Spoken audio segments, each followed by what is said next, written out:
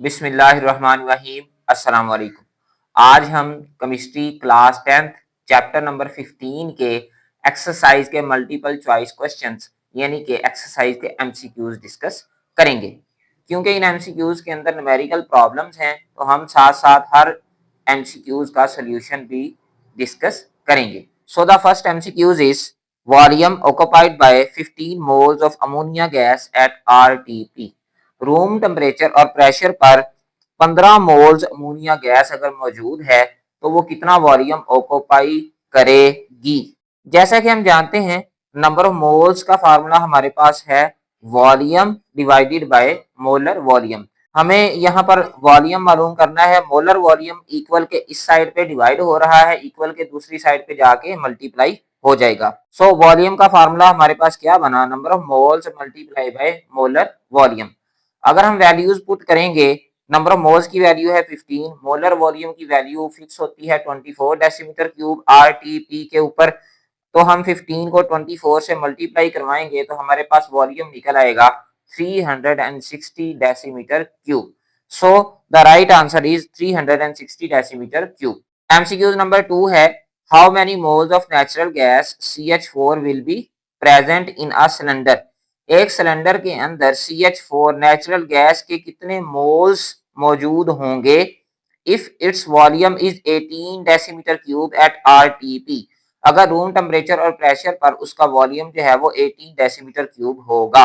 तो यहाँ पर भी हमने नंबर ऑफ मोल्स कैलकुलेट करने हैं। नंबर ऑफ मोल्स का formula volume divided by molar volume.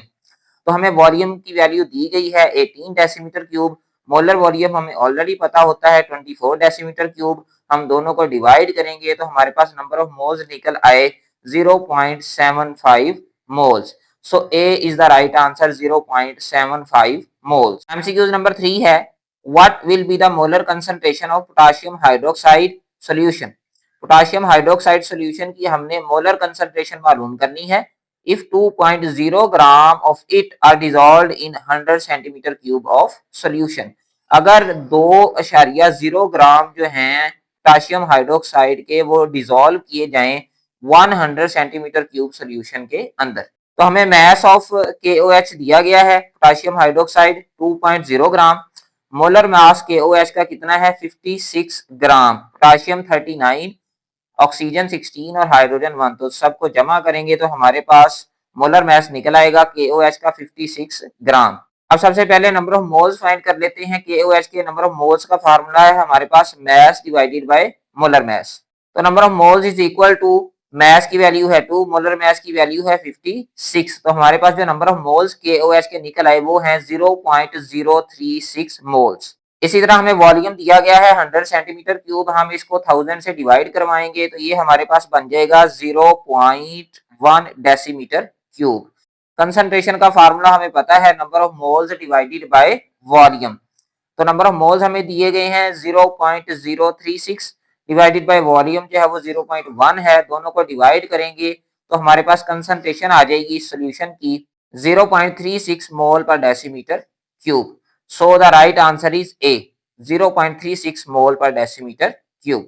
MCQ number 4 है, what will be the mass of NaCl needed to make up 15 decimeter cube of its solution।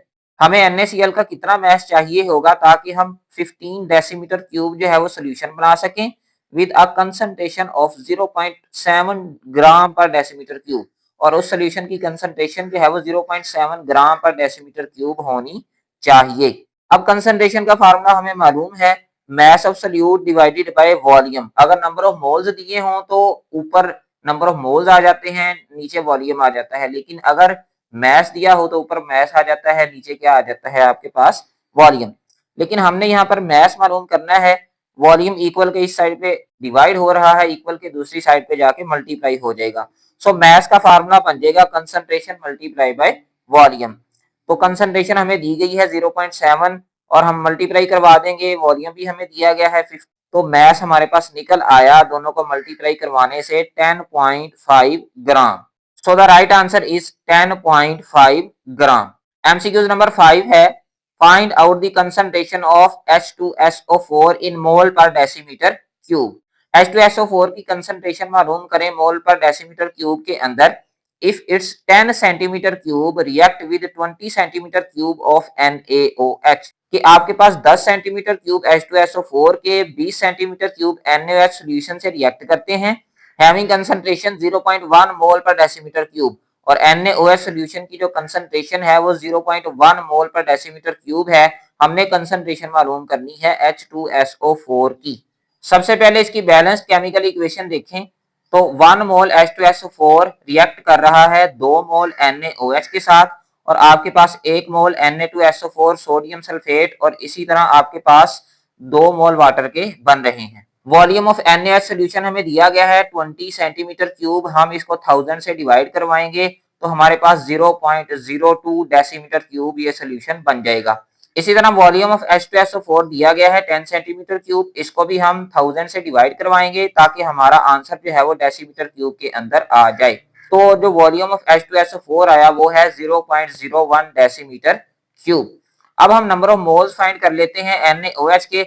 Number of moles का formula हमारे पास क्या है, number of moles is equal to molar concentration multiply by volume. ये concentration वाले फार्मूले से हमने निकाला है। तो मोलर कंसंट्रेशन NaOH की है 0.1, वॉल्यूम NaOH का है 0.02, दोनों को मल्टीप्लाई करवाएंगे तो नंबर ऑफ मोल्स निकल आए NaOH के 0.002 मोल्स।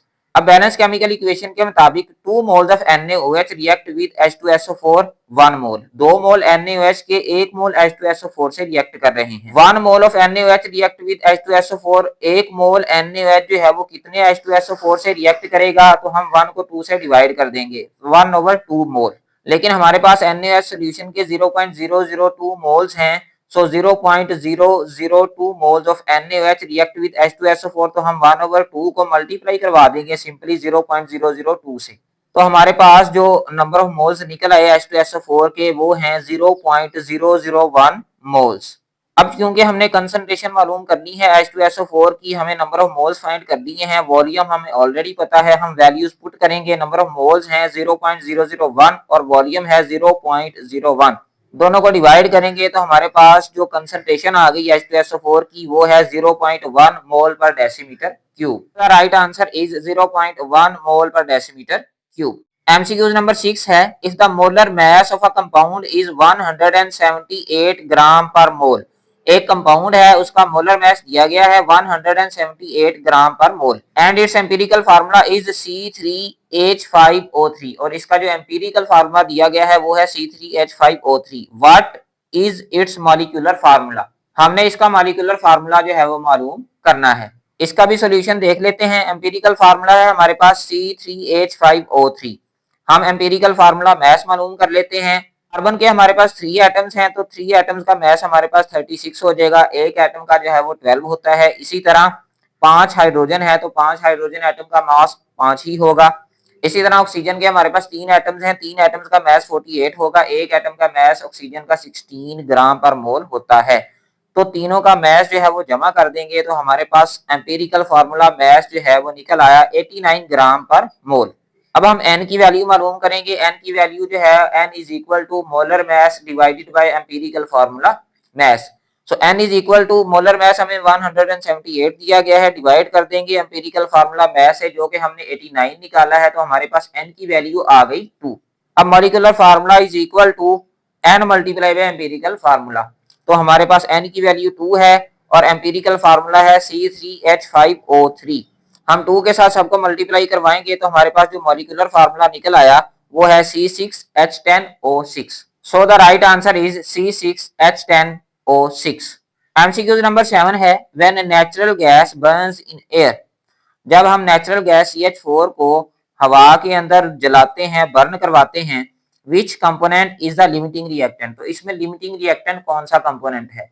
तो हम जब भी घरों के अंदर गैस वगैरह जलाते हैं तो हमें पता है कि जब गैस खत्म हो जाएगी तो जो आग है वो जलना बंद हो जाएगी। तो इसका मतलब है जो हमारे पास गैस है वो हमारे पास लिमिटिंग रिएक्टेंट है। So natural gas D is the right answer. MCQ number 8 है, if the actual yield of a compound is 0.198 ग्राम, अगर एक्चुअल यील्ड जो है किसी कंपाउंड की वो 0.198 ग्राम है, while the theoretical yield is 0.217 ग्राम, जबकि थ्योरेटिकल यील्ड जो है वो 0.217 ग्राम है।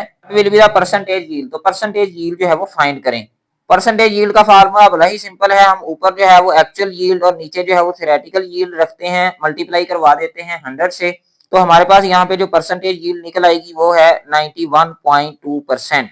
सो the right answer is 91.2%। So that was all about today's lecture. अगर आपको वीडियो पसंद आई तो चैनल को सब्सक्राइब और वीडियो को लाइक जरूर कीजिएगा। For today thank you very much.